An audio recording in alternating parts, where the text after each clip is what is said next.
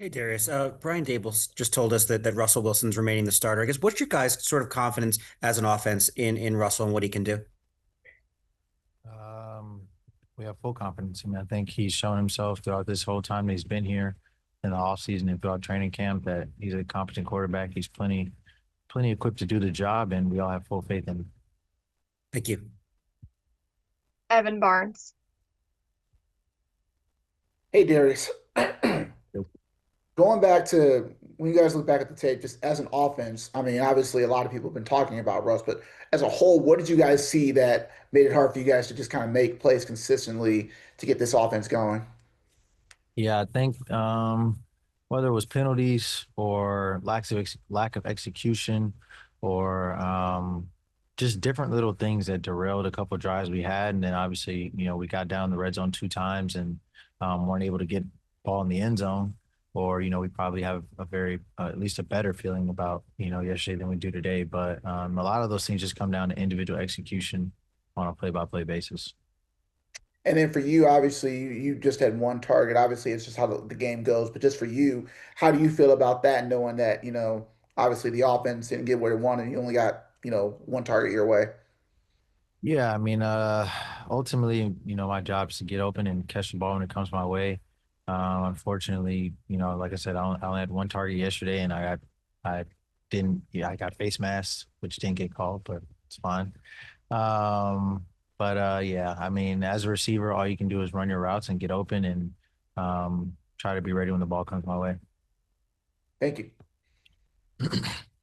Dan Duggan. Hey Darius, I'm curious when you went back and watched those red zone plays, what stood out? Like, what was the problem down there? Part of it, really not even part of it. All of it was really just execution. Literally, one of the runs, we had a run through on one of the runs, and on two of the passes, we were just a little bit off with the timing, on two of the passes and the routes, and that was literally the story for just about all of them. Was just like another split second here or there, or a guy making a little bit better of a block, or a guy running a little bit better route, or whatever here or there, and we're in the end zone. Gotcha. Thanks. Brian Dunleavy.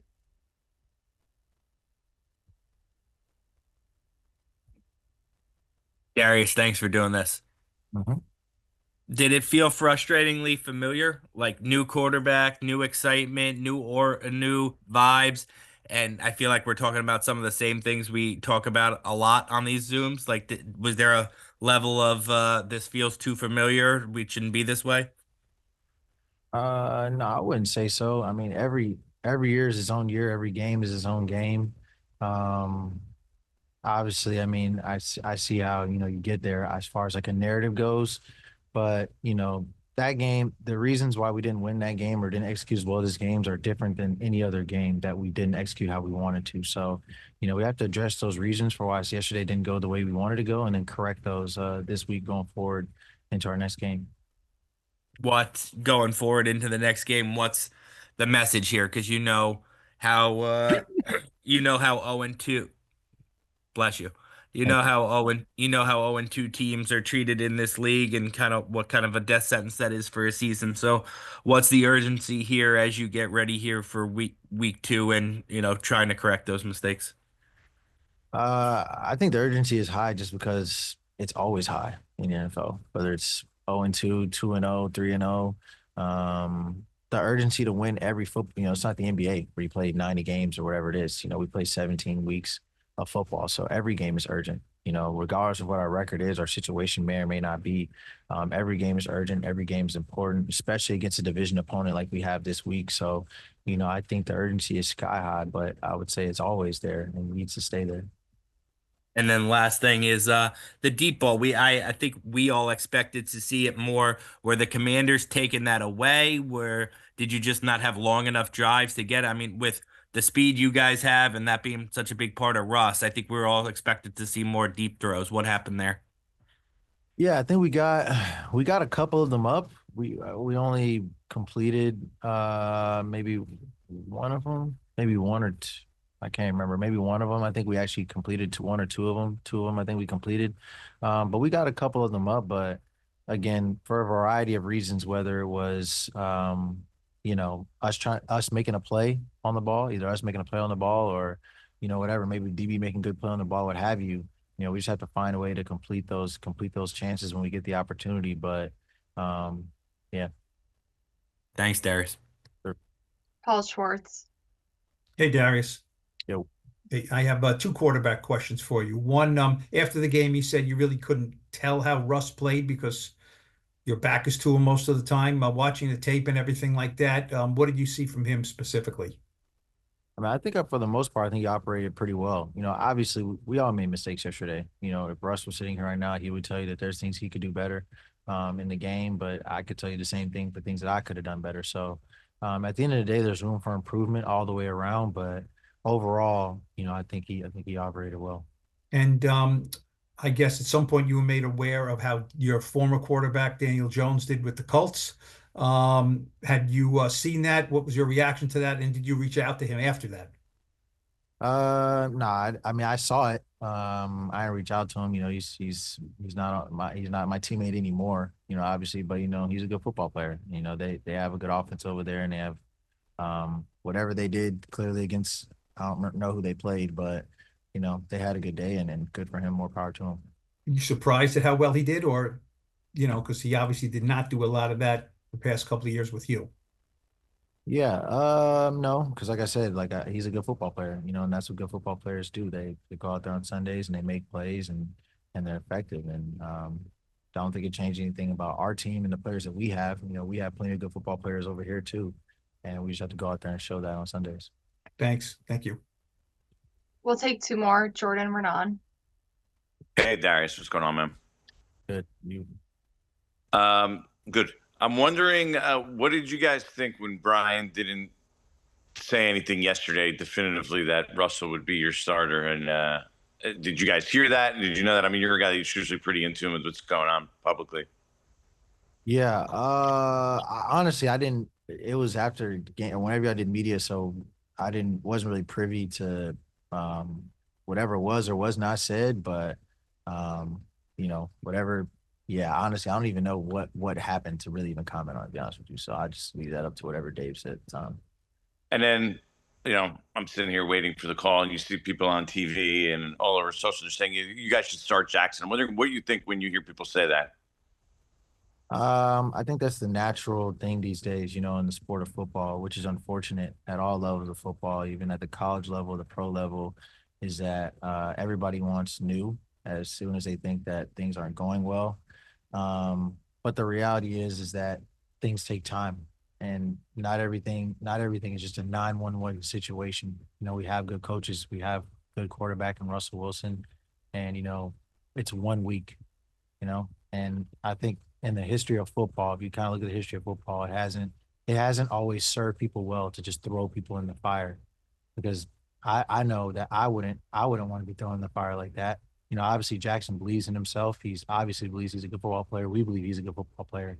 But at the same time, this league is hard. This league is tough. And, you see players get chewed up and spit out all the time by this league, which is something that I would never want to happen to him. So, as far as all that goes, like I said, he said Russ is our starter. Russ our starter is for however long, whatever. And he's going to play good ball. We're going to play good balls in offense. And whenever Jackson's time comes, it comes. Last one, Art Stapleton. Hey, Darius, along those lines, in terms of, that not everything's 911, when you talk urgency, I think there's a perception that, well, urgency means everything's got to change. How does urgency manifest itself in your mind for a team this week, and how high that urgency is? I think just in the sense that, like you say, urgency sometimes associate that with change, but there's other times where it's not change. It's who's doing it, just doing it better. It doesn't always mean urgency doesn't always mean like, oh, we got to fix this and fix that and change this and change that. No, sometimes you have the right people, you have the right things established, you have the right culture, you have the right everything aligned, and it's just a matter of people doing better, doing more better is what ultimately wins football games, is when one team does more things better than the other team for 4 quarters. And that's all we have to do. Doesn't take massive changes, doesn't take a brain trust, doesn't take, calculus. It literally just takes 11 men going out there on both sides of the ball and doing better. Is that something that you've always appreciated, or as a player, has your perspective changed on that through the years? Yeah, I mean, I think it grows for sure. As you learn in this game, and I've been around a fair amount of coaches now. I've been around, even though I've only been here. I've been around a lot of coaches, been around a lot of football players, and you just kind of realize, as Coach Dayball says, a lot of times it's a player's game. And obviously the coaches do the best they can, and they know where they can be better and there they can improve. But at the end of the day, like the only people that can really impact that game are guys that are out there on the field. So it comes down to us when it's all said and done. I remember we talked in the summer about the whole idea of traveling. Obviously you did it yesterday. Just curious what that was like. I don't think you did much in New Orleans, you said, right? Yeah, I mean, you're traveling, you're going up against a receiver or whatever, but I feel like the preparation is the same. You kind of just dial yourself in on one guy and focus on whatever the play call is and executing your technique. But I don't think it's too much into it. And then just as you go forward, is that something you want that responsibility every week, or you just say whatever the coaches say? Yeah, I think you just look at it, you come together with the coaches, and I have confidence in our coaches and the scheme that they have. So whatever they ask of me, week in and week out, I'm ready to do. Gotcha. Thanks. Thank you. Charlotte Carroll. Hey, Paulson, how's it going? How you doing, Charlotte? Good. Just after watching the film, what did you see? I thought on defense we did a lot of good things. On offense we did some good things as well as a team. I think just a little bit some technique stuff and a little bit some detail stuff that we can clean up. But I think we just come in and look at the things we could have did better, focus on those things, and then also keep doing and improving on the things we did well. Thank you. Yep. Ryan Dunleavy. Hey, Paulson, thanks for doing this. How are you doing, Ryan? Good. Back to what Dan was asking about the traveling. I understand team first guys always want to do whatever the team wants. Is there a part of you though? I like the best cornerbacks in this league travel. Obviously, you've got the contract of a top cornerback too. You're here, you want to prove it. Like, is there a part of you that says, like, yeah, give me the best guy every week? I want that. Yeah, I think you definitely want to do whatever is best for the team. So if that's taking out their number one guy into a week and taking on that challenge, and absolutely. And so you just kind of look at if a team has one receiver, two receivers, three receivers. A lot of times, outside looking in, it'll look like, oh, one guy is the guy. But as a football player and knowing that the number two guy is also really, really good sometimes, and the third guy is also good. And so different receivers have different strengths, and sometimes it's a matchup thing, sometimes it's a scheme thing. And so I think you don't want to, get your ego involved in it. Like, I want to pick the guy every time. It's more just like, hey, we're trying to win the game, whatever is needed, we're willing to do. And then obviously we trust the coaches and they have the same kind of mindset. And then looking ahead to this week, obviously one of the best receivers in the game is on the Cowboys. What's your history from New Orleans with CeeDee Lamb, and what are just your impressions of him as a player? I don't know if you've dived into film, but just over the years. Yeah, I played against him last year, and down in Dallas, and obviously familiar with him, the last couple of years and what he's been able to do. So he's a good receiver, great, pretty much an elite receiver, does everything well, runs well, catches the ball well. So somebody you got to prepare for, and then obviously they have a couple other guys as well, Pickens that they have, and some other guys. So it's definitely going to be a full team effort to stop all the guys that they have. Thanks, Paulson. Yep, thank you. Tom Rock. Two quick ones, if I can, Paulson. The first one, I happened to be on with Aaron Glenn this morning with the Jets conference call, and he was talking about traveling, and he had done it a little bit. He had Sauce do it yesterday, and he said he always found it to be a little easier of an assignment than having to prepare for everybody. I was wondering if you found that to be the case. I think it's just everything is I think it's on a week-to-week basis. So depending on what receiver you're going up against, depending on what scheme the offense has. I think all the different offenses are nuanced, right? If you're facing a quarterback who stays in the pocket versus one who's constantly scrambling. So a lot of these different things change the dynamics of how you have to prepare. And so you prepare, for your assignment, but the offense as a whole. So I think it just depends.